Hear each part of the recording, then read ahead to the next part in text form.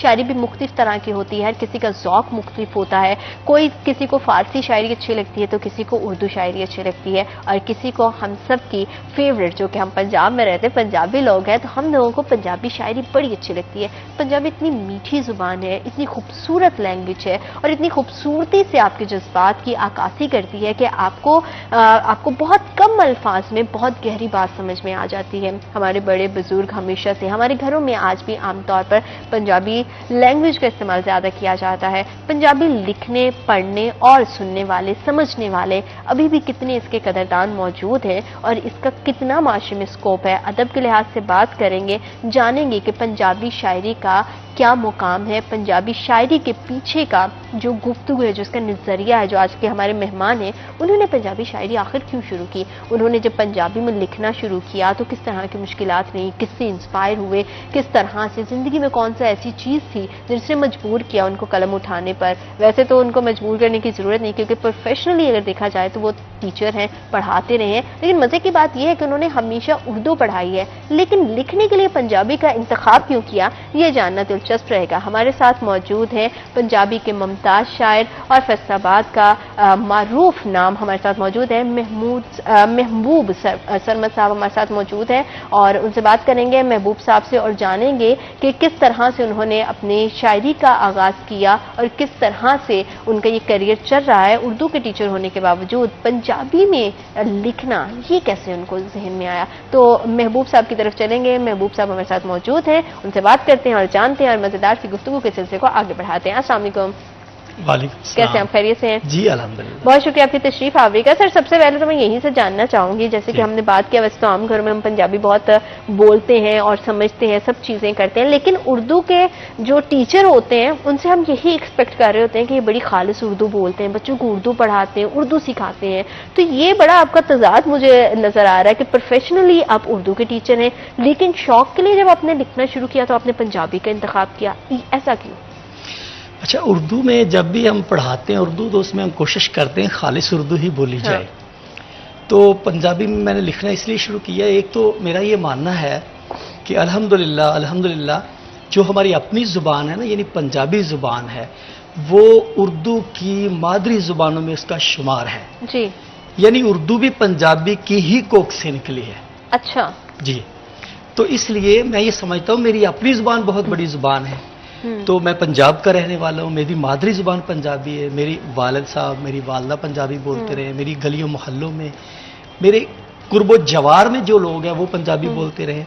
تو میری اپنی زبان ہے، اس لیے میری اپنی زبان کا مجھ پہ زیادہ حق ہے. بالکل بالکل. تو اسی طرح انسان دیکھیں، اب ہم بے شک اردو پڑھائیں، انگلش بول لیں، فارسی بول لیں، عربی بول لیں، جو بھی ہے، لیکن جب بھی ہم خواب دیکھتے ہیں نا تو ہم اپنی زبان میں دیکھتے ہیں. جب ہم کسی سے بے تکلف گفتگو کرتے ہیں تو اپنی زبان میں کرتے ہیں. تو مجھے لگا یہ میری زبان سے بڑھ کر دنیا میں کوئی زبان نہیں.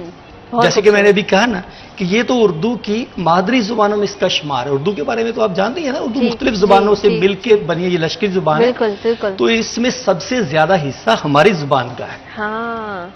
تو اس لیے میں یہ سمجھا کہ میری اپنی زبان میں ابھی کام ہونے والا ہے. اچھا، تھوڑا سا ہم آپ کی ماضی کی طرف جائیں تو مجھے ایک اور آپ کا نام دیکھ کر مجھے ایک چیز بڑی میرے ذہن میں آ رہی، میں آپ سے جاننا بھی چاہوں گی. محبوب سرمد، ٹھیک ہے. اکثر ہم نے شاعروں کو دیکھا ہے کہ وہ لقب کے طور پر یا پھر ویسے ہی اپنے نام کے ساتھ ایک نام لگا لیتے ہیں. تو یہ جو محبوب ورڈ ہے، یہ شروع سے والدین کا دیا ہوا نام ہے یا یہ جب شاعری کرنا شروع کی تو آپ نے اس کے ساتھ اس کو ایڈیشن کیا؟ نہیں، اصل میں میرا اصل نام جو ہے وہ ہے محمد محبوب علی. اچھا، یہ میرا اصل نام ہے. ٹھیک ہے. پھر جب میں شاعری کی طرف آیا تو کالج دور میں شروع ہو گئے تھے، تو میں نے اپنا نام رکھ لیا علی محبوب اسد. کچھ یوں ترتیب اس کی بنا لی. اچھا. تو میرے استاد محترم ایک اردو شاعر تھے، سید مسرور بدایونی. میں نے ان سے بڑا استفادہ حاصل کیا ہے. اس کے ساتھ ساتھ ایک پنجابی کے شاعر بابا عبدالستار شاعر، میں نے دونوں میرے استاد ہیں. اچھا، تو مجھے سید مسرور بدایونی صاحب نے کہا کہ بیٹا یہ جو ترتیب ہے نا علی محبوب اسد، یہ کوئی اچھا نہیں لگ رہا. پتہ نہیں، جانے بہتر وہ جانتے ہیں. ان کو کچھ لگا ایسے. تو آپ ایسا کریں کچھ اور نام اس کے ساتھ رکھیں. تو میں نے پھر سرمد ساتھ لگا لیا، تو محبوب سرمد. بالکل ٹھیک ہے. تو یہ اس طرح سے آپ کا ایک نام آیا محبوب سرمد. ٹھیک ہو گیا, سرمد تخلص ہے. ہاں آپ کا تخلص ہے, بالکل ٹھیک ہے. اچھا مجھے یہ بتائیے گا کہ اب تھوڑا سا ہم پہلے ادب پہ بات کریں, اس سے پہلے میں یہ ضرور جاننا چاہوں گی کہ ادب کے ساتھ آپ کی وابستگی یہ کیسے شروع ہوئی, یہ سلسلہ کب سے شروع ہوا؟ اور ماشاءاللہ سے جیسے ہم بات کر رہے تھے, آپ نے کہا کہ 27 سال سے یہ ایک سلسلہ چلتا چلا آ رہا ہے, آپ نے ٹیچنگ کا بھی آغاز کیا, سب چیزیں, پروفیشن تو انسان سوچ لیتا ہے کہ میں ہو جائے, لیکن ادبی لحاظ سے آپ کی کیا بچپن سے وابستگی تھی یا ٹائم کے ساتھ آپ نے جب پڑھنا شروع کیا کتابوں کا شوق تھا, اس وجہ سے کیا وجہ تھی, یا کیسے آپ کو لگا کہ میرے اندر یہ اللہ تعالیٰ نے صلاحیت دی ہوئی ہے؟ اچھا, کچھ ایسا معاملہ تھا کہ جو اسکول کا ہمیں ماحول ملا نا وہ بڑا اچھا تھا. اس میں نا اس وقت جب ہم تھے, مطلب یہ کوئی 85-86, اس کے بعد پھر 91-2-3, یہ جو پیریڈ ہے نا, خاص کر اسکولوں میں بزم ادب بہت زیادہ ہوتے تھے, بزم ادب پروگرام.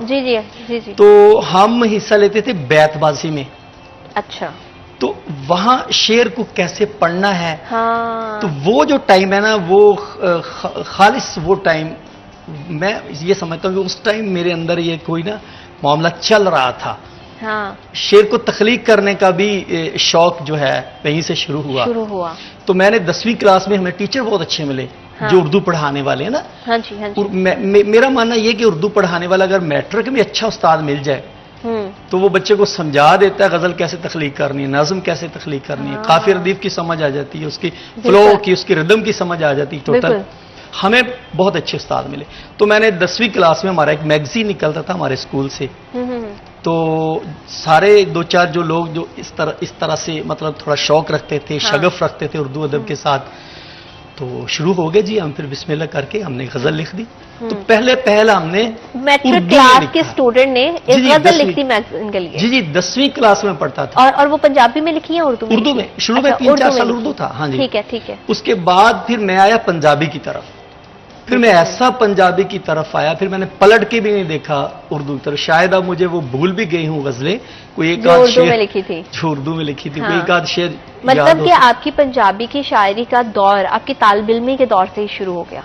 نہیں, وہ پنجابی کی شاعری کا دور سمجھ لیں کہ ہاں کہہ سکتے ہیں. میں BA میں پڑھتا جب پنجابی کی طرف آیا. مطلب آپ کالج میں پڑھتا تھا. اس سے پہلے جو اردو شاعری تھی وہ 10ویں کلاس, 2-3 سال پہلے اردو کے, باقی ٹوٹل پنجابی. اچھا, صرف اپنے وہ آپ نے اساتذہ کی بات کی کہ آپ کو اگر میٹرک میں اچھے اساتذہ مل جائیں تو آپ کو طریقہ کار آ جاتا ہے, تو آپ صرف انہی سے شعر سنتے تھے, سمجھتے تھے, یا اس کے علاوہ بھی کوئی شاعر ایسے تھے جن کو آپ پڑھتے تھے, فالو کرتے تھے, جو آپ کی انسپریشن ہوتی نا, کسی نہ کسی انسان کو کوئی دیکھ کے متاثر کرتا ہے, تو اس لیول کا بچہ 10ویں کلاس کا بچہ کوئی بہت بڑا نہیں ہوتا, اس کو چیزوں کی سمجھ نہیں آ رہی ہوتی, تو 10ویں کلاس کا جو اسٹوڈنٹ تھا محبوب وہ کسے پڑھتا تھا؟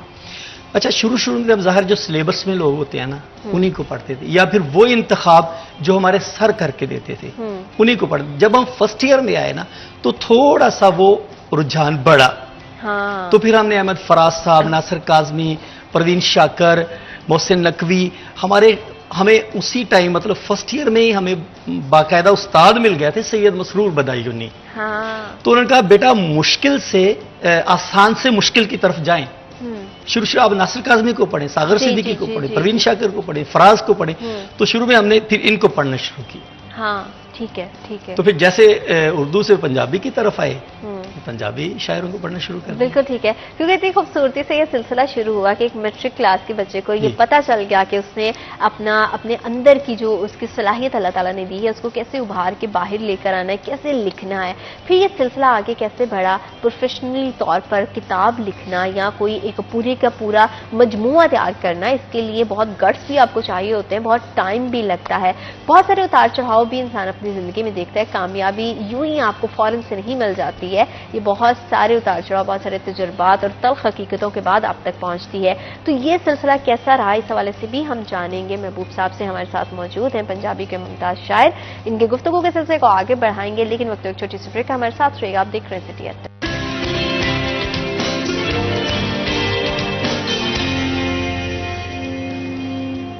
Welcome back after short break. آپ دیکھ رہے ہیں سٹی ایٹ. پنجابی کے حوالے سے ہم بات کر رہے ہیں کہ پنجابی کے ممتاز شاعر تو ہمارے ساتھ موجود ہیں, لیکن آج کے دور میں ہم دیکھ رہے ہیں کہ ادب کہیں کھو کر رہ گیا ہے.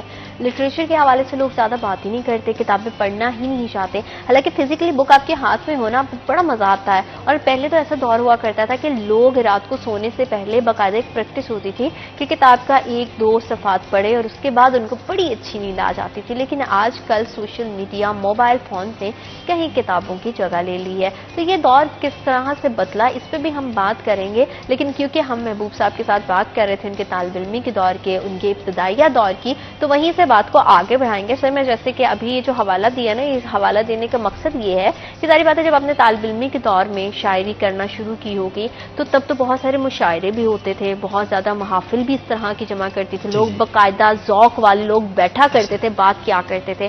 مقابلہ جات میں اور شاعری میں مشاعروں میں کتنا جاتے تھے, حصہ لیتے تھے, کمپٹیشنز میں جاتے تھے؟ کیونکہ جیسے آپ نے کہا کہ 10ویں جماعت میں بزم ادب جو کہ ہر اسکول میں ہوا کرتا تھا, بڑی خوبصورت تقریب تھی.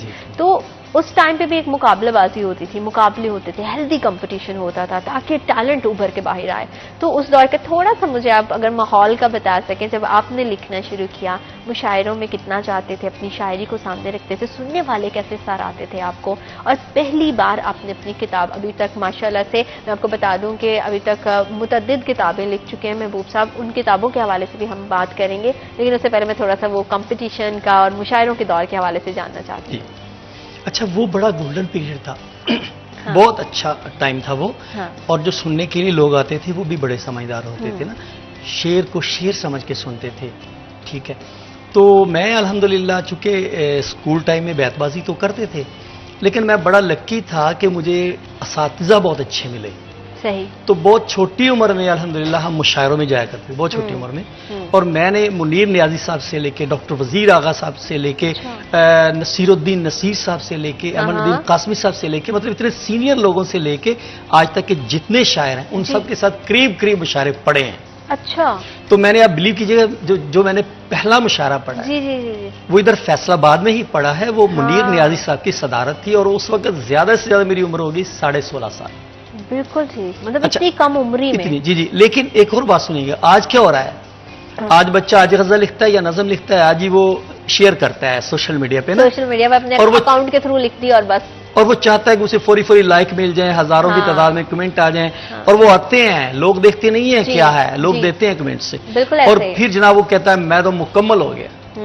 ہمارے ہاں کیا ہوتا تھا, ہمارے دور میں اساتذہ 2 سال 4 سال, بیٹا ابھی آپ نے سننا ہے, ابھی آپ نے جانا ہے, صرف سننا ہے, لوگ کیسے اٹھتے ہیں, کیسے بیٹھتے ہیں, مشاعروں کے رکھ رکھاؤ کیا ہے, ادب آداب کیا ہے, طریقہ کار کیا ہے, سینئر کو کیسے سننا ہے, یہ سارا کچھ ایک باقاعدہ ایک ٹریننگ ہوتی تھی, ایک تربیت ہوتی تھی. اس کے بعد جب ایک شاعر جاتا تھا مشاعرہ پڑھنے کے لیے تو پھر اس کا ماحول ہی کچھ اور ہوتا تھا. تو ہم بھی تقریباً 2-2.5 سال, 14.5-15 سال میں, مطلب 15 سال میں جانا شروع ہو گیا تھا. بالکل صحیح. لیکن 2-2.5 سال کے بعد پھر پڑھنا شروع کیا. تو بہت اچھا تھا, بہت اچھا ٹائم. بالکل. اچھا, جیسے کہ آپ نے بریک میں محبوب صاحب میرے ساتھ شیئر کر رہے تھے, میں ان سے پوچھ رہی تھی کہ اب تک انہوں نے کتنا کلام لکھا ہے, کتنی کتابیں لکھی ہیں, تو انہوں نے میرے ساتھ شیئر کیا کہ 10 کتابیں ماشاءاللہ اب تک لکھ چکے ہیں اور 5 پبلش ہو چکی ہیں. تو ان کتابوں کے حوالے سے بھی میں جاننا چاہوں گی, تو ہماری آڈینس بھی ضرور جاننا چاہے گی کہ جیسے کہ آپ نے عرض کیا کہ آپ کی پہلی کی کتابیں غزل اور نظم پہ تھی, اور پھر آپ نے حمدیہ کتاب بھی لکھی. تو یہ غزل اور نظم سے ابتدا کرنے کا جو خیال ہے وہ کیسے آیا؟ کوئی خاص مقصد تھا کہ غزل اور نظم سے شروع کرنا ہے اور پھر اس میں جو ہے وہ ڈائیورسٹی لے کر آؤں گا اور پھر مختلف طرح سے اس کو پیش کروں گا؟ تو اس کے پیچھے کی سوچ کیا تھی؟ پہلی کتاب لکھتے ہوئے جب قلم اٹھایا تو آئی ایم شیور جو پہلا کام ہوتا ہے وہ کبھی نہیں بولتا, اس وقت کے جذبات, خیالات, نظریہ کیا تھا؟ 2 طرح کے شاعر ہوتے ہیں جی. ایک وہ ہوتے ہیں جو آمد کے پروسیس سے گزرتے ہیں, ایک وہ ہوتے ہیں جو اورد کے مطلب عمل سے گزرتے ہیں. اورد اور آمد میں فرق کیا ہے؟ اورد وہ ہے کہ ایک بندہ شاعر تو ہے ہلکا پھلکا, لیکن وہ کوشش کر کے شعر لکھتا ہے. ہاں. ایک وہ ہے جو پیدا ہی شاعر ہوا ہے. میرا ماننا یہ ہے کہ فنکار پیدا ہی ہوتا ہے. ہاں, گاڈ گفٹڈ ہوتی ہیں چیزیں, یہ اللہ تعالیٰ کی دین ہے. بالکل. تو وہ جو آمد کا رنگ ہوتا ہے نا, وہ جینون آدمی پہ ہوتا ہے. جو اس طرح کے لوگ ہوتے ہیں نا جن پہ آمد ہوتی ہے, وہ ایسا نہیں ہوتا کہ انہوں نے سوچا کہ جی میں نے آج غزل لکھ کے اٹھنا ہے, میں نے آج نظم تخلیق کرنی ہے, میں نے نعت کرنی ہے, میں نے حمد کرنی ہے. نہیں, وہ کوئی خاص طبیعت بنتی ہے. ٹھیک ہے، جب کوئی خاص وہ طبیعت بنے تو خود بخود چیزیں اپنی شکل، اپنی صورت، اپنی حیات لے کے آ جاتی ہیں. بالکل ٹھیک. تو جیسے جیسے وہ لکھتا جاتا ہے اور ایک ٹائم ایسا آتا ہے وہ یہ سمجھتا ہے کہ اب مجھے اس کو جمع کرنا چاہیے، اس کو کتابی شکل میں لانا چاہیے. تو پھر سمجھدار وہ لوگ وہ ہیں جو ان میں سے منتخب کلام کو کتاب کی شکل میں لے آتے ہیں، اور بیوقوف لوگ وہ ہیں جو سارے کا سارا چھاپ لیتے ہیں. بالکل ٹھیک، بالکل ٹھیک. 28 سال کی عمر میں محبوب صاحب نے پہلی کتاب لکھی، اور 28 سال کے ایج میں مطلب کہ ہمارا سوچنے کا نظریہ، سمجھنے کا، دنیا کو دیکھنے کا نظریہ اور ہوتا ہے. اس میں کتاب کا لکھنا ایک بہت بڑی چیز ہوتی ہے، کیونکہ پوری کتاب لکھتے ہوئے بہت ٹائم لگتا ہے، بہت سوچ بچار کے بعد بہت سارے آپ چیزوں کو آبزرو کرتے ہیں. تو محبوب صاحب جو پہلی کتاب آپ نے لکھی اس کو کتنا ٹائم لگا ہوگا؟ کتنا عرصہ تھا؟ سالوں لگے، مہینوں لگے، یا چند دنوں میں لکھ؟ اچھا، وہ ایسا ہوا کہ نا چونکہ میں پنجابی کی طرف آ گیا تھا 1997 میں، ٹھیک ہے، تو وہ 2003 میں مطلب 6 سال کے قریب جو ہے نا ٹائم لگ گیا اس کو. پھر جو ٹوٹل کلام لکھا تھا اس میں نے پھر انتخاب کر لیا، انتخاب کر کے پہلی کتاب آ گئی. اور جب میری کتاب آئی پہلی تب کتاب لانے کا رجحان بہت کم تھا. مطلب شاعر اکثر کی بات کر رہا ہوں، ویسے تو سعد اللہ شاہ، فرحت عباس شاہ، وسیع شاہ، یہ سارے لوگ اسی ٹائم آئے ہیں. اور میں یہ سمجھتا ہوں یہ وہ ٹیم آئی ہے، یہ وہ لوگ آئے ہیں جنہوں نے ایک ٹرینڈ دیا کہ پہلے تو ہوتا تھا جو کلاسیکل شاعر ہیں یا پھر وہ جو ہمارے کچھ خاص شاعر ہیں وہی کتابیں شاعتے تھے، لیکن ان لوگوں نے ایک ٹرینڈ دے دیا کہ کتابیں شائع کریں. تو پنجابی میں تو بہت تھوڑا تھا، تو میں نے حوصلہ کیا کہ جو 27-28 سال کے لوگ ہیں، 30 سال کے لوگ ہیں، ان کو بھی کتاب شائع کرنی چاہیے. ہاں، کتاب اگر اس قابل ہو تو. لگا کہ ایک رسک لے رہا ہوں؟ ہاں، تھوڑا لگا، لیکن اس سے پہلے میرے جو ارد گرد سینئر تھے نا، میں بڑا خوش قسمت رہا ہوں اس حوالے سے نا. میں 25 سال، 24 سال، 20 سال کی ایج میں ان لوگوں کے پاس بیٹھا ہوں جو 60 سال کے تھے، جو 65 کے تھے، جو 70 کے تھے. ٹھیک ہے جی، ان سے مشورے لیتا رہا، وہ میرا حوصلہ بڑھاتے رہے، مجھے قدم قدم مطلب اپریشیٹ کرتے رہے. تو اس نتیجے میں یہ سمجھا یا انہوں نے کہا کہ بیٹا آپ حوصلہ کریں، تو کتاب آ گئی الحمدللہ. اور پھر نہ صرف کتاب آئی، اللہ کا شکر ہے کہ یہ 2003 میں کتاب آئی تھی میری. اور اس سال میں جو ایک NGO لاہور کی ہے، مسعود کھدرپوش ٹرسٹ، یہ پنجابی کے شاعر اس کو بڑی قدر کی نگاہ سے دیکھتے ہیں، اس تنظیم کو. اس تنظیم میں 44 کتابیں گئیں اس سال 2003 کی چھپی ہوئی 2004 میں مقابلے کے لیے. بالکل صحیح. تو میری کتاب بھی گئی. اچھا، میری کتاب کو، جبکہ میرے لیے یہی کافی تھا کہ میرے ارد گرد سینئر لوگ بیٹھے ہیں، 60 سال کے، 65 سال کے، 70 سال کے، 80 سال کے، تحریر کو کنسیڈر کیا. یہ بھی بہت بڑی اتنا ہی کافی تھا کہ وہ چھپ گئی ہے یا میں ان میں بیٹھا ہوا ہوں. وہ لوگ جو میرے آئیڈیل رہے ہیں، جن کے میں ہاتھ چومتا رہا ہوں، ٹھیک ہے، تو میں بجائے اس کے کہ مطلب میں ان کے پاس ان کے ساتھ بیٹھا ہوں، برابر بیٹھا ہوں، یہ تھوڑا تھا. لیکن میری کتاب کو 2nd نمبر ملا، دوسری پوزیشن. اچھا، یہ تو اچیومنٹس کی بات ہو گئی. جہاں پہ اچیومنٹس ہوتی ہیں نا، وہاں پہ بہت زیادہ اپس اینڈ ڈاؤن، اتار چڑھاؤ بھی ہوتے ہیں. یہ ساری گفتگو کا کرنے کا ایک مقصد ہے. وہ مقصد کیا ہے وہ بریک کے اس بعد آپ کو بتاؤں گی، اور پھر ہم اپنی گفتگو کے سلسلے کو آگے بڑھاؤں گے. تو آپ نے ہمارے ساتھ بنے رہنا ہے، کہیں نہیں جانا، کیونکہ آپ دیکھ رہے ہیں سٹی ایٹ 10. ایک چھوٹے سے بریک کے بعد انشاءاللہ دوبارہ آپ سے ملاقات ہوگی.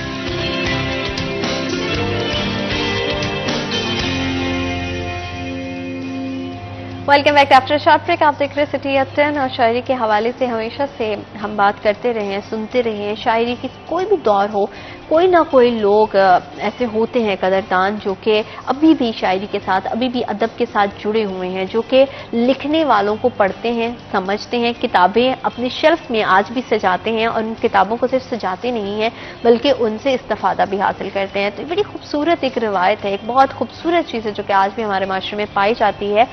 کہیں نہ کہیں ایک ٹرینڈز چینج ہوتے رہتے ہیں، حالات بدلتے رہتے ہیں. ان حالات کے اور موجودہ صورتحال کے بارے میں بھی بات کریں گے، لیکن اس سے پہلے کیونکہ ہم محبوب صاحب کی پوری کی جرنی میں جان رہی تھی کہ کس طرح سے انہوں نے آغاز کیا، کس طرح سے کمپٹیشنز میں حصہ لیا اور کس طرح سے وہ آگے بڑھے، اپنے سینئرز کو وہ کتنا اڈور کرتے ہیں، کتنا اپریشیٹ کرتے ہیں اور کتنا اپنی کامیابی میں ان کا حصہ سمجھتے ہیں، جو کہ آج کے دور میں، آج کی شاعری میں اور آج کے اسٹوڈنٹس میں بہت کم دیکھنے میں ملتا ہے۔ تو محبوب صاحب میں آپ سے یہ جاننا چاہوں گی کہ گفتگو کو آگے بڑھائیں، لیکن اس سے پہلے یہ بھی بتائیے گا کہ کامیابیاں تو پورے معاشرے کو، پوری دنیا کو دکھائی دیتی ہیں، لیکن ان کامیابیوں کے پیچھے کی جو مشکلات ہوتی ہیں، جو پریشانیاں ہوتی ہیں، وہ کسی کو دکھائی نہیں دیتے۔ کہتے ہیں نا کہ کامیابی نظر آتی ہے لیکن پیروں کے چھالے کسی کو دکھائی نہیں دیتے ہیں۔ تو ایسی کون سی ہڈلز تھیں، کون سی ایسی مشکلات تھیں جو کہ ابتدائیہ دور میں آپ کو بحیثیت شاعر، پنجابی شاعر وہ فیس کرنی پڑی، وہ تھوڑا سا مجھے بتائیے گا۔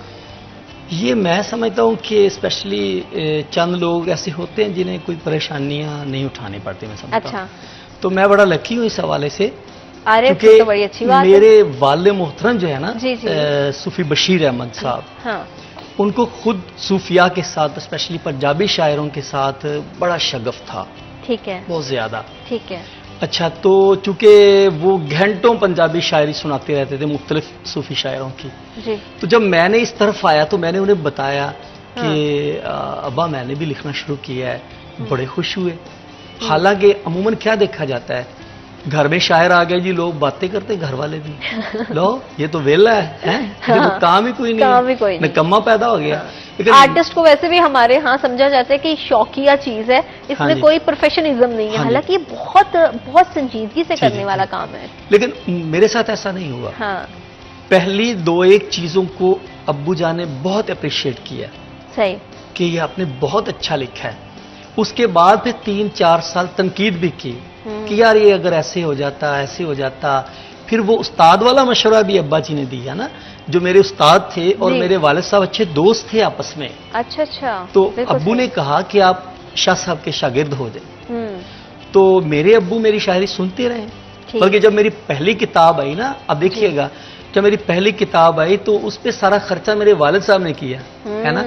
ان کی تقریب جو ہے وہ میرے ابو نے اپنی مطلب پاکٹ سے سارا A to Z اہتمام کیا، بالکل صحیح، ٹھیک ہے نا جی۔ تو مجھے کوئی مشکل پیش نہیں ہے، بالکل ٹھیک، بالکل ٹھیک۔ میرے والدین میرے ساتھ تھے۔ That's man you are so lucky کہ آپ کو اللہ تعالیٰ نے ایک تو نعمت سے نوازا، لکھنے کی نعمت یہ بہت بڑی ہے، بلیسنگ ہے اللہ تعالیٰ کی، کیونکہ گاڈ گفٹڈ چیزیں ہیں۔ پھر آپ کو اسٹرگل اس طرح سے نہیں کرنی پڑی آپ نے، اور اچھی بات یہ ہے کہ آپ نے اس اسٹرگلنگ پیریڈ میں اگر آپ کو بہت زیادہ مشکلات فیس کرنی پڑی تو آپ نے اس کو بالکل فار گرانٹیڈ نہیں لیا، آپ نے اس کو سمجھا، اپنے سینئر سے سیکھا اور پھر آگے بڑھے۔ جی پڑھا میں نے اتنا ہے کہ ایک دفعہ 4 بجے ہوئے صبح صبح، تو میرے ابو بڑے تہجد گزار آدمی تھے، انہوں نے پورے گاؤں کے بچوں کو، آج بھی جو ہمارا گاؤں ہے نا، ہم کبھی کبھی اپنے گاؤں چکر لگاتے، تو ہمارے گاؤں میں آج بھی 118 جڑا والے تحصیل جڑا والے کے 118، بالکل صحیح۔ اچھا، تو آج بھی اس گاؤں میں ہر گھر میں کوئی ایک بچہ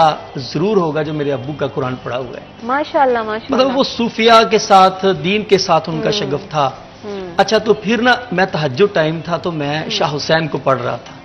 اچھا، ابو اٹھے اچانک کہنے لگے یار اب سو جائیں، اتنا ٹائم مطلب ہو گیا ہے تو آپ سوتے نہیں، آرام کیا کریں، کیا کر رہے ہیں؟ تو میں نے کہا ابا میں یہ پڑھ رہا تھا۔ تو وہ تھوڑا سا نا جیسے تھوڑا سا ناراض ہوئے، یار سو جائے کرو، اپنی صحت کا خیال رکھو، صبح اٹھنا ہے ٹائم پہ، چاہتے کیا ہیں آپ؟ ہاں، تو میں نے ان سے کہا، یہ مجھے آج تک یاد ہے، میں نے ان سے کہا میں یہ چاہتا ہوں ابا جی جب میری ایج 60 سال ہو نا تو پنجاب بھر کے شاعروں میں میرا بھی حوالہ ہو، کہ محبوب سرمد بھی ایک شاعر، ارے واہ واہ، میری ایک کتاب چھپ جائے۔ ہاں، اچھا ابا کہتے اچھا پھر آپ پڑھیں، تو میں آتا ہوں۔ ہاں، تھوڑی دیر بعد میرے ابو آئے، ان کی آنکھیں نا بھیگی ہوئی تھی نا، ریڈ تھوڑی، جیسے تھوڑی نم ہو گئی ہو، جیسے تھوڑا سا جذباتی ہو کے آپ کی آنکھیں اشکار ہو جاتی ہیں۔ میرے پاس ہے، میرے نا ادھر پیچھے ہاں ہاتھ رکھا، مطلب تھپکی دی، کہا یہ بہت جلد ہونے والا بیٹا، لیکن آرام کیا جائے۔ ارے واہ واہ واہ، دیکھا ماں باپ کی دعائیں ہیں جو تو انسان میں یہ سمجھتا ہوں کہ کامیاب بنا دیتی ہیں۔ اور پھر مجھے جو شروع میں لوگ ملے نا جی، عاشق حسین کنگ فیصل آباد کے اسٹیج کا بادشاہ تھا وہ، بالکل، امین راہی صاحب، جی جی، بابا عبدالستار شاہد، اور بہت سے لوگ جو مجھے شروع میں ملے نا، یقین کریں مجھے ایک دفعہ بھی کسی نے یہ نہیں کہا کہ آپ نے اچھا نہیں لکھا، آپ ایسا کیوں بول رہے ہیں، اس طرح سے کیوں سنا رہے ہیں، یہ نقص ہے، وہ ہے، فلاں ہے، نہیں، مجھے جو بھی میرا سینئر ملا اس نے کہا ویل ڈن. ہاں اتنے آپ کو واہوائی اتنی داد ملی ہے تو میں ضرور چاہوں گی کوئی ایک کا کوئی مصرع کوئی ایک کا اگر نظم آپ ہمارے دیکھنے والوں کو سنا سکے پنجابی کی تاکہ وہ آپ سے بالکل بالکل حمد سے شروع کر لیں. جی ضرور. اچھا آپ دیکھیے گا کہ اس میں ایک خاص آپ کو پنجاب کا ماحول بھی نظر آئے گا. اللہ کی حمد بھی ہے اور پنجاب کا ماحول بھی نظر آئے گا. ضرور ضرور. تو خالق مالک سونیا. ہاں ہاں تو خالق مالک سونیا کی جانا تیرے پیت.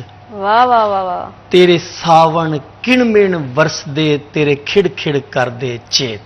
واہ واہ خوبصورت. تیرے نال اشارے مالکا پہ سونا اگ دے کھیت. تیرے کھڑے پہاڑ زمین تے میں مٹھی دے وچ ریت. ارے کیا بات ہے کیا بات تے ہے. پیا نسری کणکی بولدا اے تیرا کرم جداں. ہاں جداں مین جدوں. جدوں. پیا نسری کणکی بولدا اے تیرا کرم جداں. واہ واہ. پھر جٹ کھنگورے ماردا لے لے کے تیرا نام. واہ واہ واہ واہ. تو خالق مالک سونیا جد رحمت کرم کرے. واہ واہ واہ. مطلب جدو وہ رحمت ہو جائے. ہاں بالکل بالکل. تو خالق مالک سونیا جد رحمت کرم کرے. پھر گنگا کرے قوالیاں پھر بوڑا کن ترے. کیا بات ہے کیا بات ہے. پھر انا ونڈے چاننا پھر کھوٹے ہون کھرے. خوبصورت شاعری خوبصورت ترین شاعری. پھر کبا کوڑی چڑھ پوے نہ اکھی ہنج پرے. اور کبا اس کو کہتے ہیں جس کا تھوڑا سا جو بینڈ ہوا تھا نا اور کہتے ہیں نا اکثر کہ کبے کو تو کیا کہتے ہیں کہ کچھ لگا اور اس کا کب نکل گیا. بالکل وہ والا بہت خوبصورت انداز سے انہوں نے اللہ تعالیٰ کی قدرت کو بھی اور ساتھ میں پنجاب کے رنگ کو بھی بیان کیا ہے. اس گفتگو کے خوبصورت سے سلسلے کو آگے بڑھائیں گے. وقت ایک چھوٹی سی بریک ہے ہمارے ساتھ رہے گا. مزید شاعری کے حوالے سے ہم بات کریں گے لیکن رائٹ آفٹر دس بریک.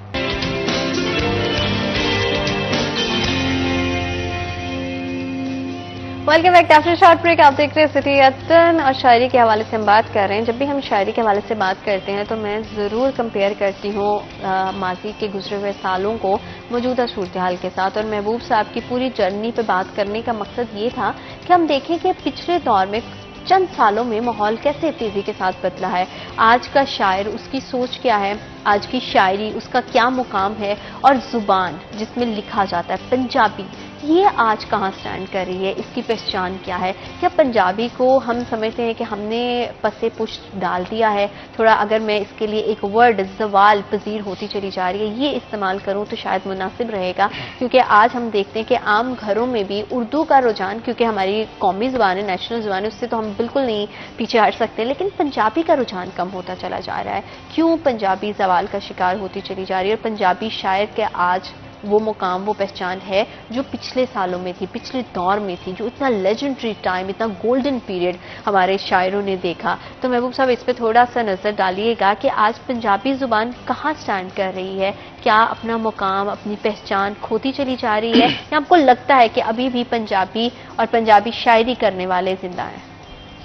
زندہ تو رہیں گے جی. اس کی وجہ یہ ہے کہ یہ کوئی عام زبان نہیں ہے. صحیح. یہ صوفیہ کی زبان ہے اور یہ بڑی زبان ہے, اور یہ دنیا میں جتنی زبانیں بولی جاتی ہیں نا بڑی زبانیں, ان میں سے کم از کم 5ویں 6ٹھی بڑی زبان ہے. اگر ہم ان نمبروں کے چکر میں نہ بھی پڑھیں تو یہ بڑی زبانوں میں ہیں جی. لیکن یہاں ہمارے ساتھ پرابلم کیا ہوا, پنجاب میں کیا ہوا, ہماری جو بھی سرکار آئی ہے, جو بھی شروع سے جو بھی سرکار آئی ہے, انہوں نے لسانیات کے حوالے سے جب فیصلے ہوئے تو پنجابی زبان کے ساتھ وہ سلوک نہیں کیا گیا جو کرنا چاہیے تھا, جو مادری زبانوں کے ساتھ کیا جاتا ہے. جیسا کہ ابھی دیکھیں نا جی, سندھ میں پرائمری سے سندھی پڑھائی جا رہی ہے, بلوچوں کو ان کی زبان پڑھائی جا رہی ہے, اور ایسے ہی پٹھانوں کو ان کی زبان پڑھائی جا رہی ہے پرائمری سے. ایون وہ اپنی اسمبلیوں میں بھی بول لیتے ہیں بلوچی یا پشتو یا سندھی, ٹھیک ہے جی, لیکن ہمارے ہاں یہ ہے کہ ہماری زبان کو پرائمری سطح پہ پڑھایا ہی نہیں جا رہا. ایسا ہی ہے, ٹھیک ہے جی. اب ہمیں لے دے کہ اگر 60 کی دہائی میں اجازت ملی بھی تو کس کی ملی جی, آپ ایم اے کر لیں پنجابی میں, پی ایچ ڈی کر لیں, پھر بی اے تک آ گئی, پرائمری تک تو اب بھی نہیں آئی. اس کا مطلب ہے کہ ہماری جو سرکار ہے وہی اس کے ساتھ اچھا سلوک نہیں کر رہی, وہی ادھر نہیں آ رہی. جس زبان کی سرکار سرپرستی کرتے ہیں پھر وہ عام ہو جاتی ہے. رہا مسئلہ مٹنے کا، یہ کبھی نہیں مٹے گی. یہ آج بھی پاکستان کے 60% لوگ پنجابی بولتے ہیں گلیوں میں. پاکستان کی بات کر رہا ہوں میں. بالکل بالکل. تو اس لحاظ سے اگر جمع تفریق کیا جائے تو ہماری قومی زبان تو پنجابی ہونی چاہیے تھی معذرت کے ساتھ. جی ٹھیک ہے جی. تو لیکن ایسا نہیں ہے. تو اس صوبے کی زبان کو اس صوبے میں ہی عزت کی نگاہ سے نہیں دیکھا جاتا. اس کو اگر زندہ رکھا ہوا ہے تو آج شاعروں نے، ادیبوں نے، ٹھیک ہے. ایک اور آپ کی مطلب خدمت میں پیش کروں گا بات آپ کی وساطت سے عوام تک جائے گی. اگر ہم آج ہمارا جو میڈیا یا ہمارے جو ٹاک شو مختلف ہوتے ہیں، مختلف چینلز پہ ہوتے ہیں، تو جو آپ کی طرح لوگ بیٹھے ہوتے ہیں، اینکر پرسن بیٹھے ہوتے ہیں نا جی، وہ بڑی نستعلیق قسم کی اردو بولتے ہیں، اچھی اردو بولتے ہیں. لیکن موسٹلی جو لوگ ہیں وہ مزاح پیدا کرنے کے لیے بڑے بڑے آرٹسٹ رکھے تو وہ پنجابی بول رہے ہوتے ہیں. زیادہ ایسی ہے نا جی. تو اس کا مطلب ہے کہ نہ جانے کیوں ایسا ہے. ہماری جو گورنمنٹ ہے وہ بھی جسٹ اسے شغل مذاق میں پنجابی کو لے رہی ہے، سیریس نہیں لے رہی. اور جتنے شاعر فیمس ہو رہے ہیں ان میں سے زیادہ یا تو مزاحیہ شاعر ہیں، ٹھیک ہے جی، یا پھر کوئی ایک آدھ ہے وہ بھی کوشش ہے کہ اگر پنجابی میں اس وقت اس کا بھی کوئی اتنا خاص حصہ نہیں جی. تو جب سرکار شروع ہو جائے گی نا اس کی سرپرستی کرنا تو پھر یہ زبان بہت آگے نکلے گی. باقی میں مایوس نہیں ہوں. ہاں مایوس تو ہونا بھی نہیں چاہیے. اور ویسے اگر پنجاب کے حوالے سے دیکھیں تو پاکستان کا سب سے بڑا صوبہ ہے، بہت بڑی میجورٹی میں جیسے آپ نے کہا کہ 60% لوگ جو ہے وہ پنجابی بولتے ہیں.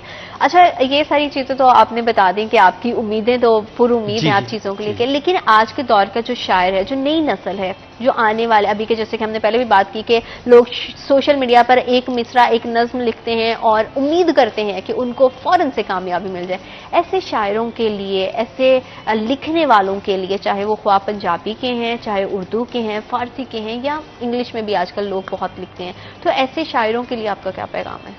میری گزارش ہے ان سے، کیونکہ دیکھیں نا، کہتے ہیں بچے بہت اچھے ہوتے ہیں لیکن ان کا پرابلم یہ ہے کہ وہ بڑے ہو جاتے ہیں. ان کا اپنا پوائنٹ آف ویو ہوتا ہے. تو میں گزارش ہی کروں گا ان اپنے چھوٹے بھائیوں سے یا بہنوں سے یا جو بھی اس فیلڈ میں آ رہے ہیں، بچے بیٹے بیٹیاں، کہ وہ پہلے اس کو پڑھیں، شاعری کو پڑھیں، اس دور میں جو ہو رہا ہے اس کو پڑھیں، جو کلاسک ہے اس کو پڑھیں، اس کے بعد مشورہ کریں. میں کب کہتا ہوں کسی کے جا کے چرنوں میں بیٹھ جائیں جی آپ ادھر استادی شاگردی میں نہیں، مشورہ کریں، ایک مشق کریں، سنیں.